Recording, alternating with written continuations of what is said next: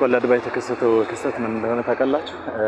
አንድ በኮሪደር ልማት ምክንያት ሊፈርስ የነበረ ትልቅ ዋርካ ነበረ ቆላድባ አካባቢ።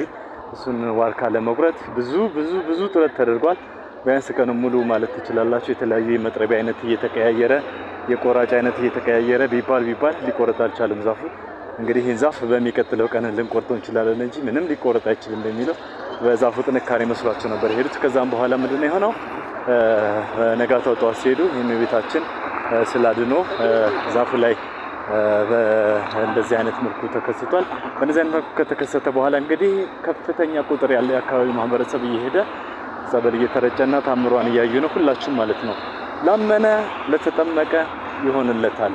በሚቀጥለው ጌታችን መድኃኒታችን ኢየሱስ ክርስቶስ የዓለም ፍጻሜ ሲሆን በሚመጣበት ሰዓት ድንግል ማርያምን ከፊት አድርጎ እንደሚመጣ ማመን አለባችሁ። ሁላችሁም ጌታችን መድኃኒታችን ኢየሱስ ክርስቶስ በቅዱሳን መላእክቶች ታጅቦ በከፍተኛ ድምፅ በሚመጣበት ሰዓት ወላዲተ አምላክ በቀኝ ቁማ፣ ንግስቲቱ በቀኝ ቁማ ትፈርዳለች ነው የሚል መጽሐፍ። ወላዲተ አምላክ በቀኝ ሆነች ሁሌ። ስለዚህ ታምሯን በጎንደር ቆላድባ ላይ ገልጻለች። በሚቀጥለው የኢትዮጵያ ምድር ሁሉ ትታያለች። ሁላችሁም ጠብቁ። ሁላችሁም ኮሜንት አድርጉ። ኢትዮጵያን ትባርካታለች።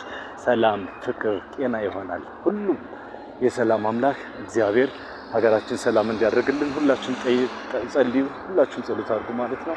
የምወዳችሁ ቻናል ተከታታዮች አሁን በድጋሜ ቆላድባ የተከሰተውን ክስተት ለማየት በተለያየ አካባቢ ያላችሁ የሄዳችሁ ቪዲዮ እየሰራችሁ ፖስቱ ችግር የለም እናየዋለን።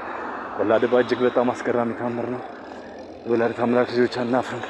ሁላችንም በበረከት የእናታችን በረከት ለመቀበል ሁላችንም በየቦታው ሆነን እንሄዳለን፣ እንቀበላለን። ሪፖስት ሼር እያደረጋችሁ ቻው።